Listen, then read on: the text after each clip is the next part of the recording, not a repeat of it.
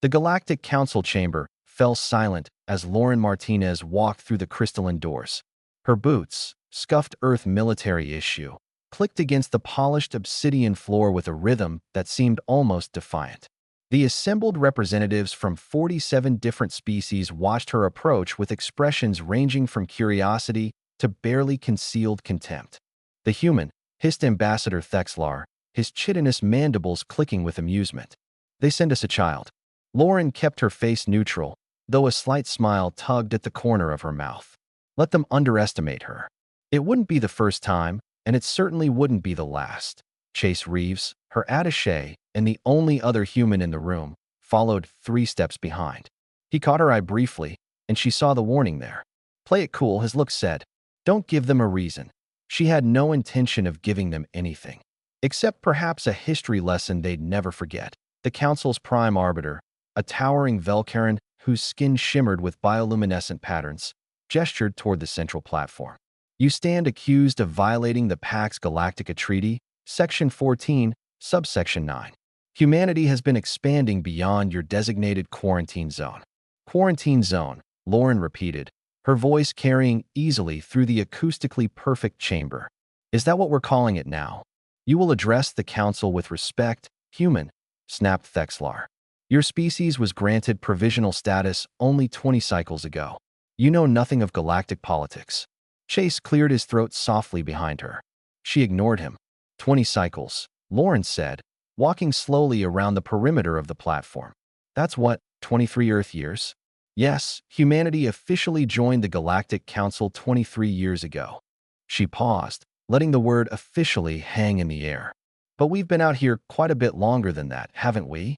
The assembled representatives shifted uncomfortably. The Prime Arbiter's bioluminescence flickered, a sign of agitation, Lauren knew. "I don't know what you're implying," the Arbiter began. "The Kresh invasion," Lauren interrupted, her voice sharp as a blade. 41 years ago, when the Kresh hive mind swept through the Outer Rim, consuming everything in their path. 17 civilizations fell in 6 months. The Council was ready to abandon the entire quadrant. Thexlar's mandibles stopped clicking. Several other representatives leaned forward. "A single ship stopped them," Lauren continued. "A ship that appeared from nowhere, with weapons the Kresh couldn't adapt to, with tactics they couldn't predict. The ship's captain transmitted only once. 'You're welcome.' No identification. No species marker. The ship jumped away and was never seen again." "Old legends," the Prime Arbiter said, but his voice lacked conviction. Lauren smiled. "That captain's name was Zhao. Captain Mei Zhao of the Earth vessel Indomitable. She was my mentor." She paused, letting that sink in. "She taught me everything she knew before she died, including where she buried the Kresh Queen's cerebral cortex." The chamber erupted in shocked murmurs. Chase closed his eyes briefly, knowing what was coming. "The Silvox Armada," Lauren said, speaking over the noise. 31 years ago, a fleet of 10,000 warships attempting to harvest your homeworlds for exotic matter. They made it through your defensive perimeter in less than a week. Then something stopped them, scattered their fleet, destroyed their flagship. She pulled a small device from her pocket, a data crystal, and tossed it onto the platform. It projected a hologram, a young woman in an Earth military uniform standing on the bridge of a ship, plasma burns on her armor, blood running down her face. "That's me," Lauren said quietly. 22 years old, fresh out of the academy. My first real command. The ship was called Defiance. We used their own exotic matter collectors against them, turned their flagship into a temporary black hole. The surviving Silvox fled the galaxy. Impossible, breathed a Quillian delegate. The readings from that event showed technology centuries beyond what the Council has. Yes, Lauren agreed. Not beyond what humanity has when we're properly motivated. The Prime Arbiter's bioluminescence had gone completely dark. And the third, Lauren's expression hardened. The Velcarin expansion wars.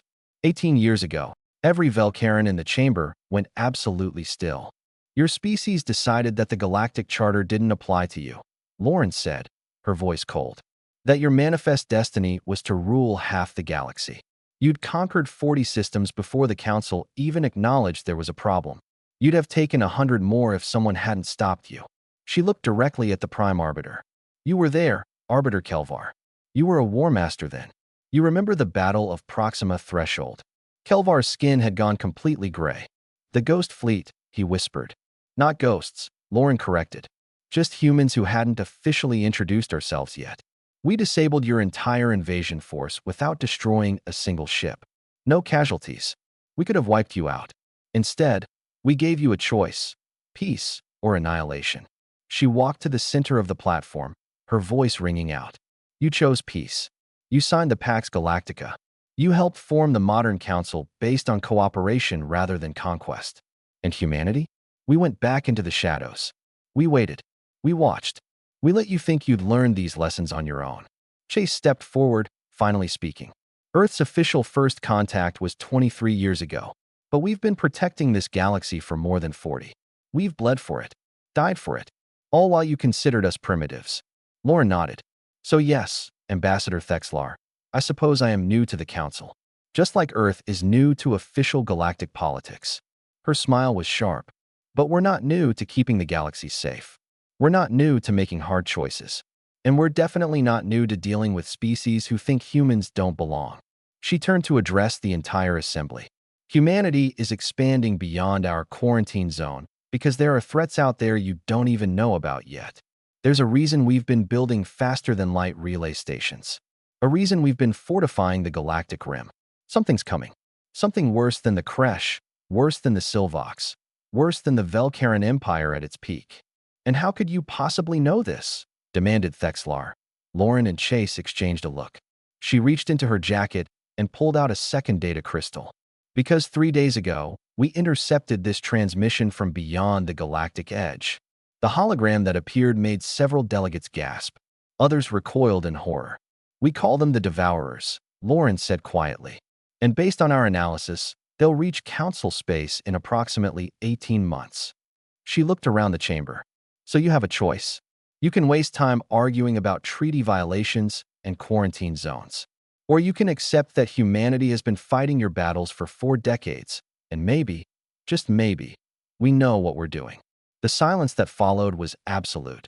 Finally, the Prime Arbiter spoke, his voice humble for the first time. What do you need from us, Captain Martinez? Lauren smiled. Not the sharp, dangerous smile from before, but something warmer, more hopeful. Everything you've got, Arbiter. Because this time, we can't fight them alone. Chase moved to stand beside her as the council erupted into frantic discussion. He leaned close and whispered, "That went better than expected." Lauren laughed softly. "They always underestimate us. You'd think they'd learn. Maybe they will now." "Maybe," Lauren agreed, watching as humanity's former secret protectors finally stepped into the light. "Or maybe we'll just have to keep teaching them."